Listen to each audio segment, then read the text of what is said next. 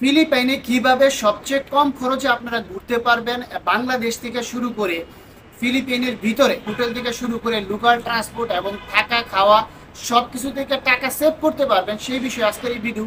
আশা করি আপনাদের কিছুটা হলেও কাজে লাগবে। এরা ফিলিপাইনে আসতেছেন এবং ঘুরতে আসার জন্য প্ল্যান করতেছেন, এখানে কিছু জিনিস যদি আপনারা ফলো করেন হয়তো আপনাদের সেভ হবে। তার আগে রিকোয়েস্ট করবো, আমার এই চ্যানেলে অনেকগুলো লোক আছেন যারা ফিলিপাইনের সাথে কোনো না কোনো ভাবে ইনভলভ।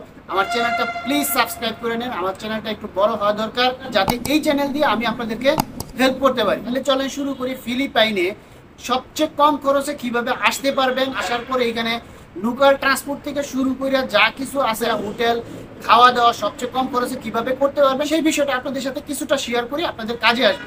প্রথমেই যারা বাংলাদেশ থেকে আসেন বা অন্যান্য দেশ থেকে আসেন তারা চিন্তা করেন যে ফিলিপাইনের ভিসা এবং এয়ার টিকিট কত, এই দুইটা হচ্ছে মেইন খরচ।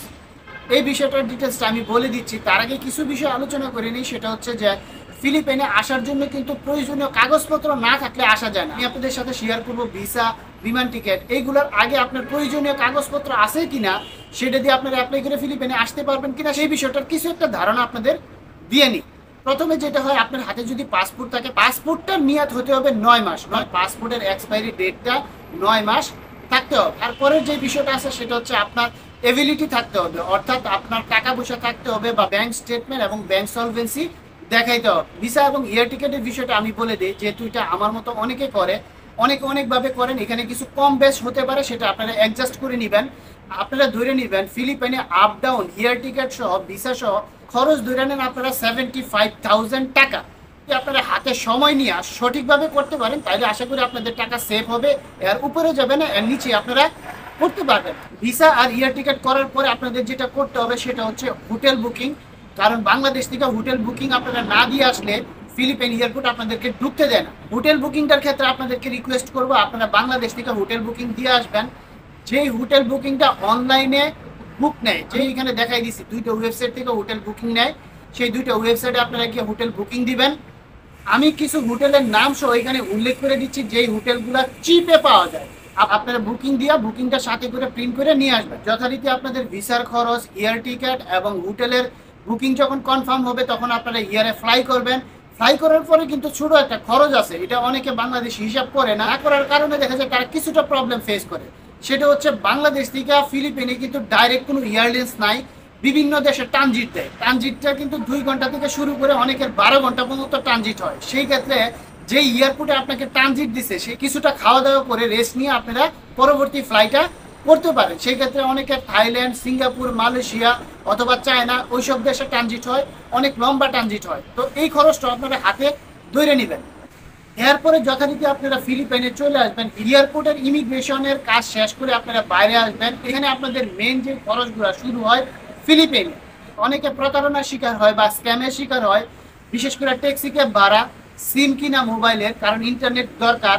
এই দুইটা দেখা যায় যে আপনারা অনেক সময় অনেক খরচ বাইরে যায়। তো আমি একটা বিষয় আপনাদের এখানে শেয়ার করি, এয়ারপোর্টের বাইরে যে মোবাইলের সিম বেছে ইন্টারনেট কানেকশনের জন্য, সেটা 1500 পেসো হয়, বাংলাদেশের টাকায় হয় প্রায় 3000 টাকার উপরে।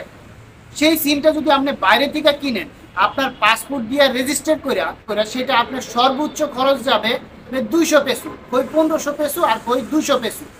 কিন্তু অবশ্যই সিমটা রেজিস্ট্রি করে নিতে হবে। রেজিস্ট্রি না করলে আপনার সিম দিয়ে আপনি কাউকে কল দিতে পারবেন না এবং ইন্টারনেট ইউজ করতে পারবেন না। আপনি সিম দিয়ে ওরে দিয়ে অ্যাক্টিভ করাই নেবেন এবং যাতে অ্যাক্টিভ হয় সেটা বুঝে নেবেন। এরপরে আসে ট্রান্সপোর্টেশন বা কিভাবে আপনি হোটেল পর্যন্ত যাইবেন। এইখানে কিন্তু ট্যাক্সি ক্যাবলারও অনেক বেশি ভাড়া চায়, যেটা আসলে হোটেলে যাওয়ার ভাড়া ওইটা না। সেই ক্ষেত্রে সহজ উপায় হচ্ছে, এখানে দেখেন আমি গ্রাবের যে ওয়েবসাইটটা আছে সেটা আমি দিয়ে দিচ্ছি। এই গ্রাবের স্টেশন কিন্তু এয়ারপোর্টের ভিতরে আছে, কিন্তু এয়ারপোর্টের একটা অংশের মধ্যে স্থাপন করছে। আপনি যদি ওদের কাছে গ্রাবের যে সাইটটা আছে সেটা ডাউনলোড করে আপনাকে একটা গ্রাব বুকিং করে দিবে। আপনি যদি হোটেলের লোকেশনটা দেখাইতে পারেন এয়ারপোর্ট থেকে, কোনো প্রতারণা হবে না, একদম সেফটিভাবে আপনি আসতে পারবেন। আর যদি মনে করেন যে পাবলিক ট্রান্সপোর্ট ইউজ করবেন, আর এই চ্যানেলে একটা ভিডিও দেওয়া আছে কিভাবে বাসে আপনারা এয়ারপোর্ট থেকে বাগদানে আসতে পারবেন। পাবলিক ট্রান্সপোর্টের যে ভিডিও আছে, এই যে থাম্বনেলটা আমি দিয়ে দিচ্ছি, এটা আপনারা দেখে নেবেন। হোটেলে উঠার পরে যে সমস্যা এবং খরচটা আছে সেটা হচ্ছে খাওয়া দাওয়া। এখানে খাওয়া দাওয়া নিয়ে কষ্ট করছে এমন লোক অনেক আছে। সহজে কোথায় হালাল খাবার খাইতে পারবেন সেই দুইটা ইনফরমেশন এখানে দিয়ে দিচ্ছি, এবং কম খরচে যারা হালাল খাবার খাইতে চান এবং বাংলাদেশি খাবার খাইতে চান তারা এই দুই জায়গায় খেতে পারবেন। আর যারা ধরেন ফাস্টফুড খেতে পারেন, ম্যাকডোনাল্ড, KFC বা এইরকম জিনিস খেতে পারেন, তাদের এখানে অ্যাভেলেবল খাবার আছে, আপনারা এসব খাইতে পারবেন। একবেলা যদি খাইতে যান বাংলাদেশি খাবার 120 পেসো থেকে 150 পেসোর ভিতরে আপনারা একবেলা বাংলাদেশি খাবার আপনারা এখানে খাইতে পারবেন। এবার আসেন আপনারা কিভাবে খরচ বাঁচায়া লোকাল ট্রান্সপোর্টগুলো ইউজ করবেন, সেইগুলো এক জায়গা থেকে অন্য জায়গায় যাইবেন ফিলিপিনের ভিতরে। তো অনেকে দেখা যায় ট্যাক্সি ক্যাব ইউজ করে, ট্যাক্সি ক্যাব যেহেতু এক্সপেন্সিভ, সস্তার কিছু লোকাল ট্রান্সপোর্ট আছে, আমি আপনাদের এখানে দেখাচ্ছি, জিপনি দেখাচ্ছি। সেটা আপনি যে কোনো জায়গায় যান, যদি অ্যাড্রেস বলতে পারেন বা জিপনি দিয়ে যাওয়ার মতো সিচুয়েশন থাকে, তাহলে সর্বনিম্ন ভাড়া হচ্ছে 13 পেসো। 13 পেসো থেকে আপনার 25-30 পেসোর ভিতরে আপনাদের এই ভাড়াটা থাকে। আপনারা যে কোনো জায়গায় এই জিপনি দিয়ে যেতে পারবেন। একটু খরচ যদি বেশি করে আপনারা যাইতে চান এবং দ্রুত যেতে চান, তাহলে আপনারা এখানে মোটর রাইডস যেগুলো আছে সেইগুলো ইউজ করতে পারেন। আমি 2টা রাইডারের নাম আমি এখানে দিয়ে দিচ্ছি, আপনারা সেইগুলো মোবাইলে ইনস্টল করবেন। ইনস্টল করে আপনারা এক জায়গা থেকে অন্য জায়গায় সহজেই যাইতে পারবেন। এই যে একটা হচ্ছে জয় রাইডার্স, আরেকটা হচ্ছে মুভি। এগুলা খুবই সেফটি এবং কম খরচে এক জায়গা থেকে অন্য জায়গায় আপনারা যেতে পারবেন, যদি আপনারা সেই অ্যাড্রেসটা জানেন। সব মিলে আমি বলবো ফিলিপাইনে আসার জন্য কিন্তু একটা খরচ আছে, মোটামুটি একবারে কম খরচ না। যে বাংলাদেশ থেকে ফিলিপাইনে আসবেন, আপনি 5 দিন থাকবেন, 5 দিন থেকে যাওয়া আসায় আপনি ধরে নেন যে বাংলাদেশের টাকায় প্রায় 1.5 লাখ টাকার মতো খরচ হয়ে যাবে সব মিলায়। পার ডে ফিলিপাইনে আপনাকে খরচ ধরে নিতে হবে হোটেল, থাকা, খাওয়া সহ ন্যূনতম বাংলাদেশের টাকায় 3000 টাকা। আমি শুধু একটা বেসিক ধারণা দিলাম, যেটা আপনাদের কাজে আসতে পারে নতুন লোকদের ক্ষেত্রে। তো আজকে এই পর্যন্তই, ভালো থাকবেন সবাই, আল্লাহ হাফেজ।